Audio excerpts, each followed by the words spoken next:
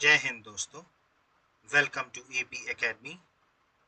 आज हम लोग प्लेटो की फिलॉसफी पढ़ेंगे, प्लेटो का दर्शन पढ़ेंगे। देखिए, लास्ट क्लास में हम लोगों ने सोक्रेट्स की फिलॉसफी पढ़ी थी। अब जो हमें अगली फिलॉसफी पढ़नी है वो पढ़नी है प्लेटो की। देखिए, प्लेटो जो रहे हैं ये सोक्रेट्स के शिष्य रहे हैं। मैंने आपको बताया था जब सोक्रेट्स पढ़ा रहा था, तो सोक्रेट्स की जो फिलॉसफी थी, ठीक है, वो कम्युनिकेशन या संवाद के माध्यम से किसने आगे बढ़ाई थी? उनके शिष्य प्लेटो ने।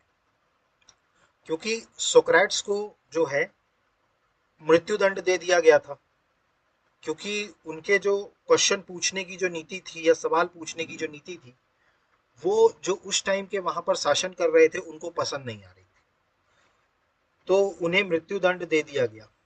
लेकिन जैसा सोक्रेट्स ने इस बात को कहा था कि आप मुझे मृत्युदंड दे सकते हैं लेकिन मेरे विचार नहीं मरेंगे, तो वही विचार को आगे बढ़ाने का काम किसने किया? प्लेटो ने किया। तो प्लेटो भी उन्हीं की तरह एक बहुत ही प्रभावशाली फिलोसोफर रहे हैं, मतलब इन्फ्लुएंशियल फिलोसोफर इतिहास में। तो एक तरीके से कहा जाए प्रभावशाली दार्शनिकों में से एक है प्लेटो, मतलब इन्फ्लुएंशियल फिलोसोफर इन हिस्ट्री। ठीक है, और ये किसके शिष्य रहे हैं? सोक्राट्स के। तो आपको याद रखना है, Plato is the student of Socrates,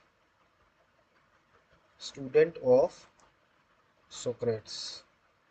ठीक, तो प्लेटो किसके शिष्य रहे हैं? सोक्राट्स के। प्लेटो की अगर हम बात करें तो इन्होंने ग्रीस की जो राजधानी है एथेंस, ठीक है, मैंने आपको बताया था पहले ये लोग ग्रीक हुआ करते थे, ये लोग उसी एरिया में रहा करते थे।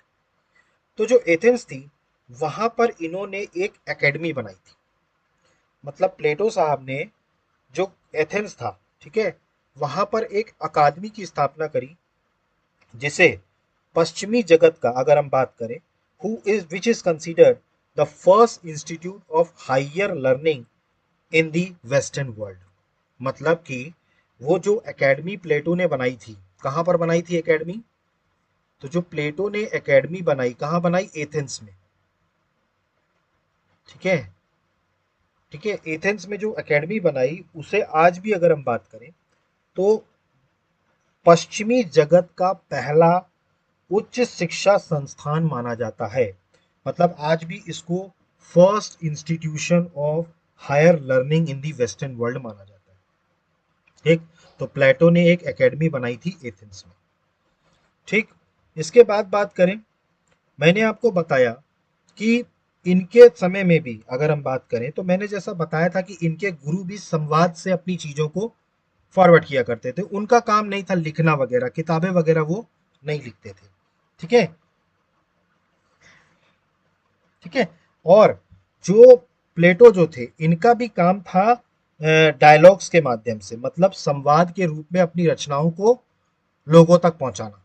ठीक है, तो एक तरीके से कहा जाए तो इनका काम भी क्या था? इनका काम भी था संवाद के रूप में, ठीक है, अपनी जो रचनाएं हैं, ठीक है, उनको लोगों तक पहुंचाना, और उसी रचनाओं से दर्शन, राजनीति और शिक्षा, इनको नींव डालने का काम प्लेटो ने किया था।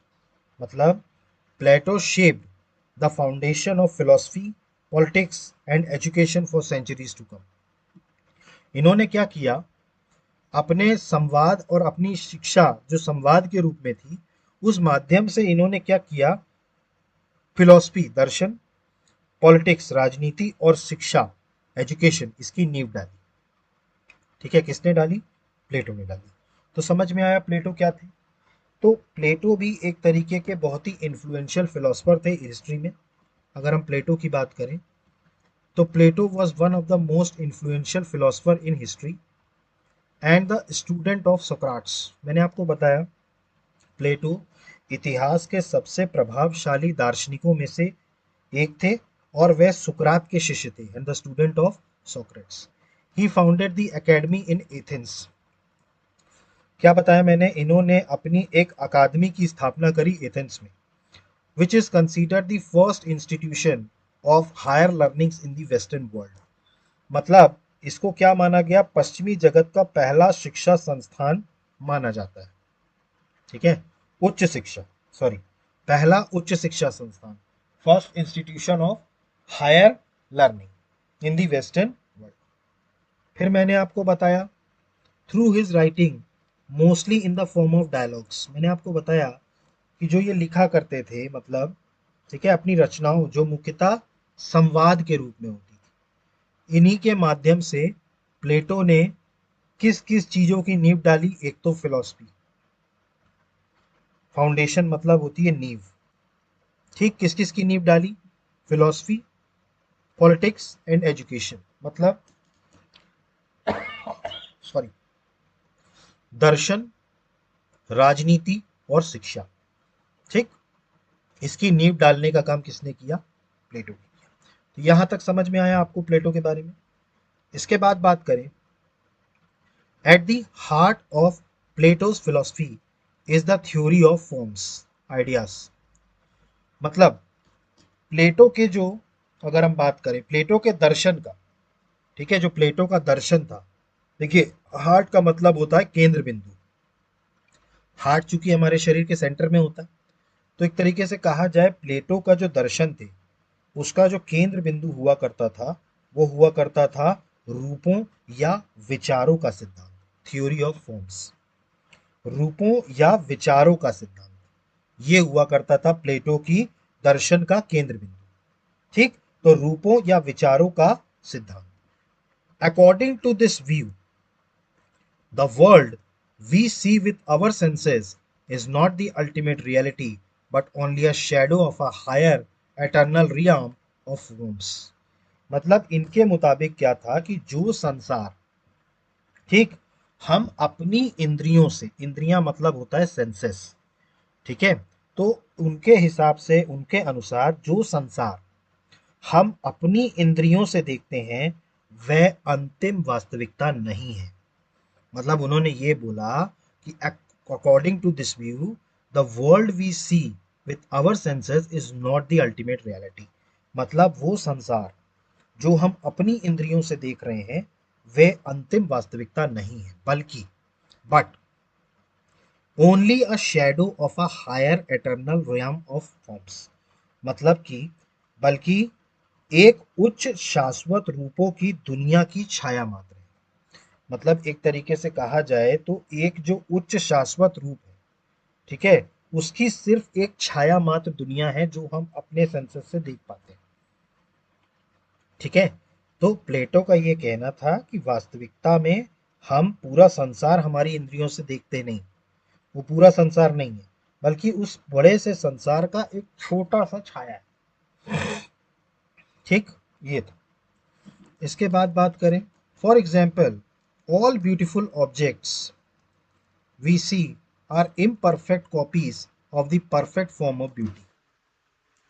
देखिए, उदाहरण के रूप में इन्होंने बताया कि जो भी सुंदर वस्तुएं हम देखते हैं, मतलब जो भी सुंदर वस्तुएं हम देखते हैं वे सौंदर्य के शाश्वत रूप की अपूर्ण प्रतियां हैं, ठीक है, मतलब अपूर्ण प्रतियां मतलब होता है इम्परफेक्ट कॉपीज, ठीक है, किसके? सौंदर्य के, ठीक है, शाश्वत रूप की, मतलब परफेक्ट फॉर्म ऑफ ब्यूटी, उसकी सिर्फ एक इम्परफेक्ट कॉपी है। जो भी हम सुंदर सामान देखते हैं, कोई भी सुंदर वस्तु हम देखते हैं वह सौंदर्य के शाश्वत रूप की अपूर्ण प्रतियां हैं। इसी प्रकार similarly justice, goodness and truth exist as eternal forms but our world only reflects them imperfectly. मतलब इसी प्रकार अगर हम बात करें तो न्याय, सद्गुण और सत्य शाश्वत, ट्रुथ, ठीक है, ये शाश्वत रूप है और हमारा संसार उनका अपूर्ण प्रतिबिंब है, मतलब इम्परफेक्ट है, मतलब रिफ्लेक्ट कर रहा है इम्परफेक्ट हमारा संसार, ठीक है। तो मैंने क्या बताया आपको कि न्याय जो है, सद्गुण है और सत्य है, ठीक है, सत्य, ये शाश्वत रूप है, ठीक है, और ये हमारा संसार, ठीक है, उनका अपूर्ण प्रतिबिंब है, ठीक। अगर हम बात करें सच्चा ज्ञान, true knowledge therefore is not gained true knowledge therefore is not gained through the senses but through rational thought and the contemplation of these forms। उन्होंने क्या बताया कि जो सच्चा ज्ञान, ठीक, वो इंद्रियों से नहीं बल्कि तर्क और चिंतन से प्राप्त होता है। हमेशा याद रखिएगा, अंतिम जो सत्य होता है, सच्चा ज्ञान, वो सिर्फ इंद्रियों से नहीं होता, वो सॉरी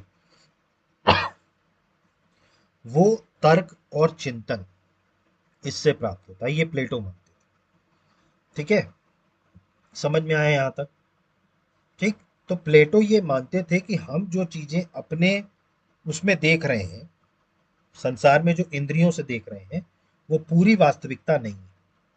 जैसे अगर हम कोई सुंदर वस्तु देख रहे हैं, तो वो सिर्फ सौंदर्य के शाश्वत रूप की अपूर्ण प्रतिया है, परफेक्ट फॉर्म ऑफ ब्यूटी। और इन्होंने क्या बताया कि सच्चा ज्ञान इंद्रियों से नहीं बल्कि तर्क और चिंतन से प्राप्त होता है। True knowledge, therefore, is not gained through the senses, but through rational thoughts and the contemplation of these forms. Next बात करें, Plato also emphasized the importance of the soul. He believed that soul is immortal and undergoes a cycle of rebirth. देखिए, प्लेटो ने इस बात को भी मानते हैं, प्लेटो, ठीक, कि आत्मा के महत्व पर भी इन्होंने बल दिया है। Plato also emphasize the importance of the soul, मतलब प्लेटो ने आत्मा के महत्व पर भी बल दिया। He believed the soul is immortal and undergoes a cycle of rebirth. इन्होंने क्या, इनका मानना था कि आत्मा अमर है और पुनर्जन्म के चक्र से गुजरती है। ठीक है, इन्होंने साफ साफ बोला कि जो आत्मा है हमारी, वो अमर है और वो पुनर्जन्म के चक्र से गुजरती है। ठीक, इसके आगे इन्होंने बात कही प्लेटो ने, ये पॉइंट्स नोट कर लीजिएगा जितने भी पॉइंट्स हैं इसके। ठीक है, इसके बाद बात करें, before birth the soul has knowledge of the forms, but upon entering the body it forgets them learning, then say it forgets them. Learning then is not simply acquired new information, but recollection recovering the truth the soul already knows. This idea highlights Plato's belief in the power of reasons and education. देखिए, प्लेटो को यह मानना था कि जन्म से पहले, ठीक है, जो आत्मा है, ठीक है, वो हर रूप को जानती थी। ठीक है, मतलब जो आत्मा है जन्म से पहले वो रूपों को जानती है, लेकिन जैसे ही वो शरीर में प्रवेश करती है, ठीक है, जैसे ही वो किसी की बॉडी में प्रवेश करती है, ठीक, तो वह सारी चीजों को भूल जाती है।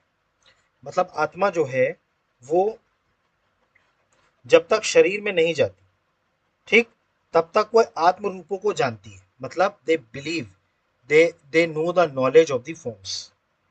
ठीक है, बट जैसे ही वो शरीर में एंटर करती है, but upon entering the body it forgets them, क्या हो जाती है, ये भूल जाती है।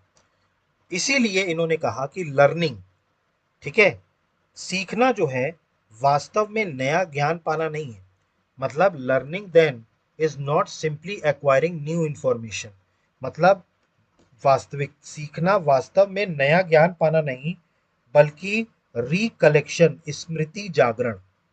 रिकलेक्शन का मतलब होता है स्मृति जागरण। ठीक है, स्मृति जागरण है। ठीक है, वह सत्य याद करना जो आत्मा पहले से जानती है।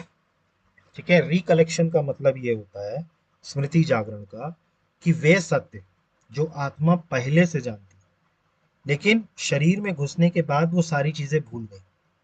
ठीक, तो जो हम नया ज्ञान लेते हैं, वास्तविकता में सीखते हैं, वो वास्तव में सिर्फ नया ज्ञान नहीं होता, बल्कि स्मृति जागरण है। ठीक है, मतलब रिकॉलेक्शन है। ठीक है, यह सत्य याद करना या वह सत्य याद करना जो आत्मा पहले से जानती है। ठीक है, इसके अलावा इन्होंने बताया कि यह विचार प्लेटो की तर्क और शिक्षा में आस्था को दर्शाता है। This idea highlights Plato's belief in the power of reason and education.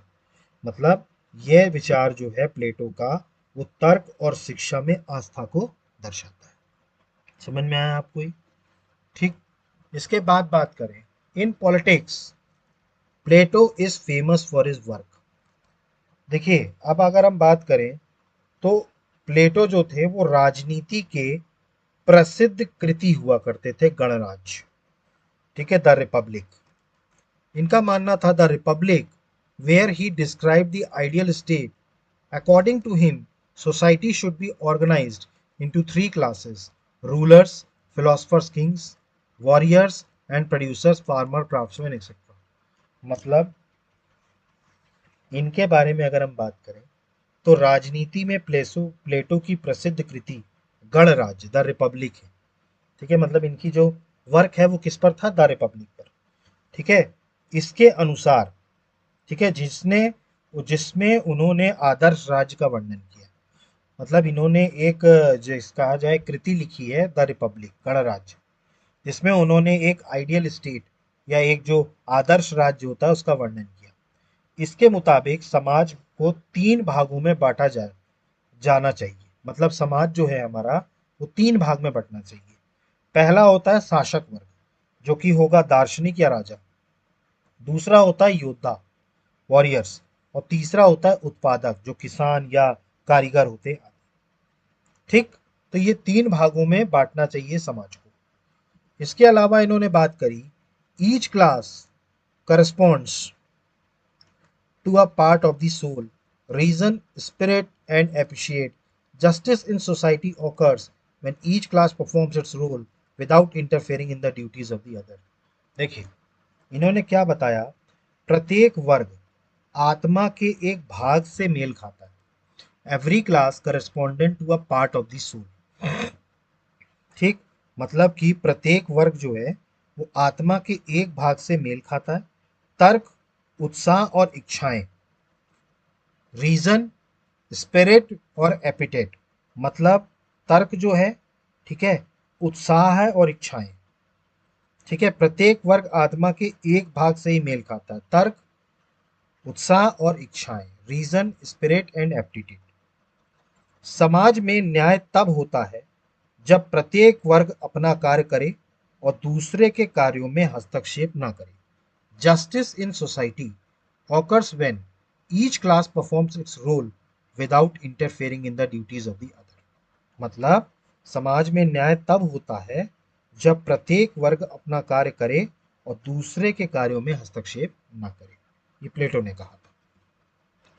इसके बाद बात करें, प्लेटो argued that only philosophers who understand the form of the good are fit to rule since they have true wisdom and are free from selfish desires.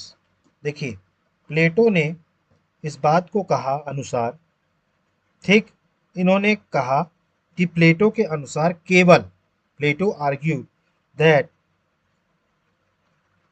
Only philosophers, मतलब प्लेटो के अनुसार केवल दार्शनिक ही शासन के योग्य हैं, क्योंकि वे सद्गुण के रूप को जानते हैं और स्वार्थ से मुक्त रहते हैं।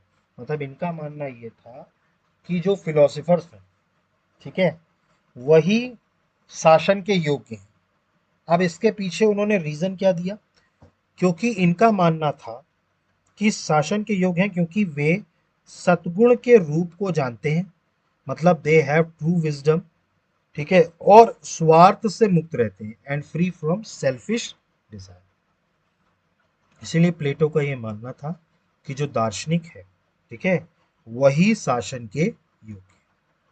ठीक, क्योंकि उनके सद्गुण के रूप, मतलब true wisdom, and free from the selfish desire, मतलब स्वार्थ से मुक्त रहते। क्लियर हुआ?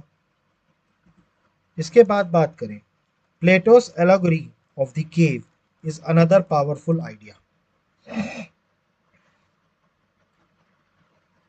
He imagines people chained inside a cave, seeing only shadow on the wall, believe those shadow to be reality.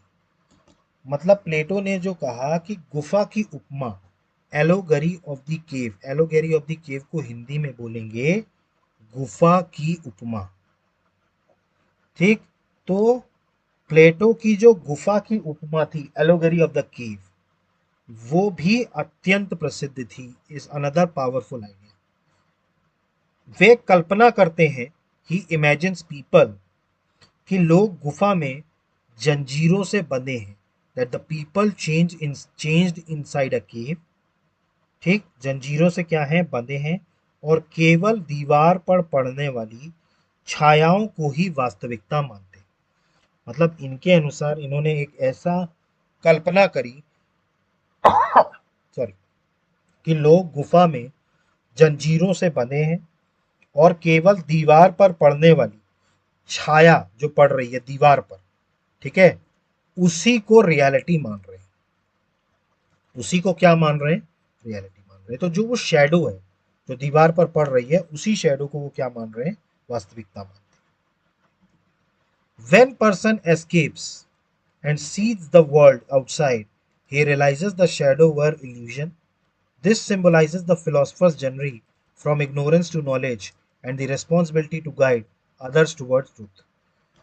इनका इन्होंने जब कहा, जब ये बात मानी, तो जब उनसे ये मतलब जो उनका गुफा वाला जो था, गुफा का उपमा, उसके अकॉर्डिंग जब उनमें से कोई बाहर निकल कर वास्तविक संसार देखता है, मतलब अभी तक क्या था, वो गुफा में जंजीरों से बंधा था, वो जो परछाई पड़ रही थी दीवार पर वो उसी को सच मान रहा था। लेकिन जैसे ही उनमें से कोई एक बाहर निकला, ठीक, और उसने जो है पूरे संसार को देखा, ठीक, तो उसे समझ आता है कि ये जो छाया पड़ रही थी ना, ये केवल भ्रम थी। He realizes the shadow were illusion, ये केवल भ्रम था। ठीक, केवल भ्रम था। ठीक, दिस सिंबलाइजेस, ये क्या दार्शनिक की यात्रा का प्रतीक है। This symbolizes the philosophers journey, अज्ञान से ज्ञान की ओर और दूसरे को सत्य की ओर ले जाने का कर्तव्य। मतलब ये जो है, ये दार्शनिक जो है ये यात्रा का प्रतीक है जिसमें अज्ञान से ज्ञानी की और दूसरों को सत्य की ओर ले जाने का कर्तव्य है। And the responsibility to guide others towards truth. समझ में आया आपको ये सारी चीजें? ठीक, अगला बात करें, ये सब पॉइंट्स नोट कर लीजिएगा। Plato also had deep ethnical concerns. For him, the highest goal of life was achieving harmony of the soul through virtue. देखिए, प्लेटो का की नैतिक चिंताएं भी गहरी थी। प्लेटो की जो डीप एथनिकल कंसर्न्स थे वो भी गहरे थे, नैतिक चिंताएं भी जो थी वो गहरी थी। उसके अनुसार फॉर हिम, जीवन का सर्वोच्च लक्ष्य सद्गुण के माध्यम से आत्मा का सामंजस्य है। मतलब harmony of the soul through virtue, मतलब सद्गुण के माध्यम से आत्मा का सामंजस्य है, यही जीवन का सर्वोच्च लक्ष्य होता है अकॉर्डिंग टू हिम। ठीक, was achieving harmony of the soul through virtue, मतलब सद्गुण के माध्यम से आत्मा का सामंजस्य है। इसके अलावा अगर हम बात करें, virtue arises when reason governs spirit and appetite, just as justice arises when rulers groan wisely, warriors protect courageously and producer works honestly. देखिए, इनका क्या मानना है कि सद्गुण तब उत्पन्न होता है, ठीक, जब तर्क आत्मा के उत्साह और इच्छाओं पर नियंत्रण रखता है। मतलब जो हमारी आत्मा है, ठीक है, उसकी इच्छाओं पर, ठीक है, और उसके उत्साह पर नियंत्रण रखता है।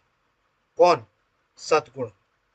जब तर्क, सद्गुण तभी उत्पन्न होता है जब तर्क, ठीक है, वो क्या करता है, तर्क जो है वो आत्मा के उत्साह और इच्छाओं पर नियंत्रण करता है। ठीक है, उसी प्रकार न्याय तब संभव है, जस्ट एज जस्टिस अराइजेस, न्याय तब संभव है जब शासक बुद्धिमानी से शासन करे। When ruler governs wisely, ठीक, योद्धा साहस पूर्वक रक्षा करे, और जो उत्पादक है, प्रोड्यूसर है, ठीक है, वो ईमानदारी से कार्य करे। जस्टिस तभी मिलेगा, न्याय तभी मिलेगा जब शासक बुद्धिमानी से शासन करे, ठीक, जो हमारा योद्धा वर्ग है, वॉरियर क्लास, वो बिल्कुल साहस पूर्वक रक्षा करे, मतलब प्रोटेक्ट्स करेजियसली, और जो उत्पादक है वो ईमानदारी से कार्य करे। Producer work honestly. Thus both individual happiness and social justice Thus, both individual happiness and social justice depend on balance and order. व्यक्तिगत सुख और सामाजिक न्याय दोनों संतुलन और स्वास्थ्य पर निर्भर संतुलन और व्यवस्था पर संतुलन और व्यवस्था पर निर्भर करते हैं। ठीक है, तो व्यक्तिगत सुख और सामाजिक न्याय दोनों संतुलन और व्यवस्था पर निर्भर करते हैं। समझ में आ गया आपको ये? ठीक। इसके बाद अगर हम बात करें, Plato's influence has been immense. Plato का जो प्रभाव था वो अत्यंत विशाल रहा। He laid the groundwork for metaphysics, epistemology, political philosophy and education. इन्होंने तत्व विज्ञान मेटाफिजिक्स, ज्ञान मीमांसा एपिस्टेमोलॉजी, राजनीतिक दर्शन पॉलिटिकल फिलोसफी और शिक्षा, इसकी नींव रखी, एजुकेशन की नींव रखी। तो इन चार चीजों की नींव किसने रखी? प्लेटो ने। मेटाफिजिक्स, हिंदी में इसको बोलते हैं तत्व ज्ञान। एपिस्टेमोलॉजी, हिंदी में बोलते हैं ज्ञानी मीमांसा। पॉलिटिकल फिलोसफी, राजनीतिक दर्शन और शिक्षा पे नींव रखी। His ideas inspired later thinkers such as Aristotle, Plotinus, Augustine and many other modern philosophers। देखिए, इनके जो आइडिया थे, इनके जो विचार थे, इन्होंने अरस्तु, ऑगस्टीन और अनेक आधुनिक चिंतकों को प्रेरित किया। ठीक है, तो अगेन ठीक है, बहुत सारे चिंतक थे, उनको प्रेरित किया। इसके अलावा अगर हम बात करें, through his vision of the forms, ठीक है, the immorality of the soul and the ideal state, Plato showed that philosophy is not just abstract speculation but a guide to living wisely and justly। मतलब कि इन्होंने क्या बताया कि रूपों की अवधारणा, आत्मा की अमरता, रूपों की अवधारणा और आत्मा की अमरता चिंतन नहीं बल्कि बुद्धिमानी और न्यायपूर्ण जीवन जीने का मार्गदर्शक है। ठीक, तो इन्होंने क्या बताया कि रूपों की अवधारणा हो, ठीक है, चाहे आत्मा की अमरता हो और आदर्श राज्य, आइडियल स्टेट, इनके माध्यम से, ठीक है, प्लेटो ने दिखाया, प्लेटो शोड कि दर्शन केवल अमूर्त चिंतन नहीं, that philosophy is not just abstract speculation sorry,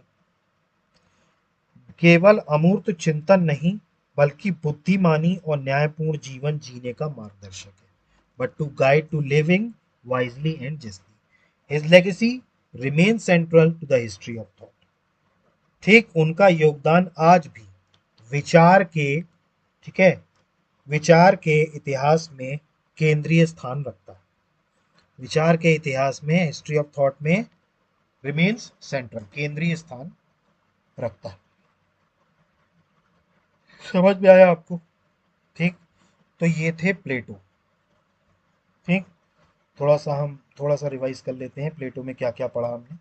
मैंने आपको बताया प्लेटो एक बहुत ही प्रभावशाली दार्शनिकों में से एक थे और ये सुकरात के शिष्य थे। इन्होंने एथेंस में एक एकेडमी खोली जिसे पश्चिमी जगत का पहला उच्च शिक्षा संस्थान माना जाता है। इसके बाद इन्होंने भी अपनी रचनाओं में संवाद को ध्यान दिया और इसी के माध्यम से इन्होंने दर्शन, राजनीति और शिक्षा, फिलॉसफी, पॉलिटी एंड एजुकेशन, इसकी नींव डाली। उसके बाद हमने देखा कि इनका दर्शन का केंद्र बिंदु था रूप या विचारों का सिद्धांत। इनके अनुसार जो संसार हमें दिख रहा है अपनी इंद्रियों से, वो पूरा वास्तविक संसार नहीं है बल्कि उसकी एक छोटी सी छाया। उदाहरण के लिए, जो भी सुंदर वस्तुएं हम देखते हैं वह सदैव से शाश्वत रूप की अपूर्ण प्रतियां हैं। इसी प्रकार न्याय सुदृढ़ और सत्य शाश्वत रूप है, हमारा संसार उनका अपूर्ण प्रतिबिंब है। सच्चा ज्ञान इंद्रियों से नहीं बल्कि तर्क और चिंतन से प्राप्त होता है, ये इन्होंने कहा। इसके अलावा इन्होंने आत्मा के महत्व पर भी बल दिया। इनका मानना था कि आत्मा जो है वो पुनर्जन्म लेती है। ठीक, और आत्मा बहुत कुछ जानती है, शरीर में घुसने से पहले, लेकिन वो बाद में शरीर में घुसते ही भूल जाते हैं। ठीक है, तो सच्चा ज्ञान सिर्फ नया ज्ञान लेना नहीं है, बल्कि वो जो चीजें आत्मा भूल गई है उसको याद दिलाना भी है। ठीक, ये पढ़ा। फिर हमने पॉलिटिक्स में देखा कि प्लेटो एक आदर्श राज का वर्णन करते हैं। इन्होंने बताया कि समाज को तीन भाग में बांट देना चाहिए। एक होता है दार्शनिक राजा, ठीक है, दूसरा होगा योद्धा, और तीसरा होगा उत्पादक, प्रोड्यूसर। ठीक, यहाँ तक क्लियर हुआ। ठीक, इसके आगे हमने गुफा की उपमा देखी इनकी, कि गुफा में बहुत से लोग जंजीर से बंधे हुए हैं, और एक जो छाया के ऊपर, दीवार पर एक छाया पड़ रही है, एक लाइट पड़ रही है, वो उसी को सत्य मान रहे हैं। लेकिन जैसे ही कोई व्यक्ति उस गुफा से बाहर निकलता है, ठीक, जैसे ही व्यक्ति उस गुफा से बाहर निकलता है तो फिर वो क्या करता है, उसको असलियत पता चलती है, उसको वास्तविकता क्या होती है पता चलती है। तो मैंने आपको बताया, इनकी नैतिक चिंताएं भी बहुत गहरी थी। इन्होंने अनुसार जीवन का सर्वोच्च लक्ष्य सद्गुण के माध्यम से आत्मा का सामंजस्य है। ठीक है, और सद्गुण तभी उत्पन्न होगा जब तर्क आत्मा के उत्साह और इच्छाओं पर नियंत्रण करता है। ठीक है, ये प्रभावशाली व्यक्ति थे। ठीक है, और इनका योगदान आज भी विचारों के इतिहास में केंद्रीय स्थान रखता है। क्लियर हुआ ये? ठीक, तो ये थे प्लेटो। ठीक है, तो आज की क्लास हम यहीं पर स्टॉप करते हैं। ठीक, अगली क्लास में हम अगले फिलोसफर को पढ़ेंगे जो है अरिस्टोटल, अरस्तु। ठीक है, अरस्तु भी प्लेटो के क्या थे, शिष्य थे। ठीक है, तो हम नेक्स्ट क्लास में कंटिन्यू करेंगे। तो आई होप कि आपको सारी चीज़ें समझ में आ रही होंगी। इसके बाद भी अगर आपको कोई डाउट होता है तो प्लीज़ आप कमेंट बॉक्स में मेंशन कीजिए। अदरवाइज़ आप हमारे चैनल को लाइक कीजिए, सब्सक्राइब कीजिए, और मैक्सिमम से मैक्सिमम शेयर कीजिए अगर आपको थोड़ी सी भी मदद एग्जाम के लिए हमारे चैनल से। तो guys, thank you, have a good day, जय हिंद, नमस्कार।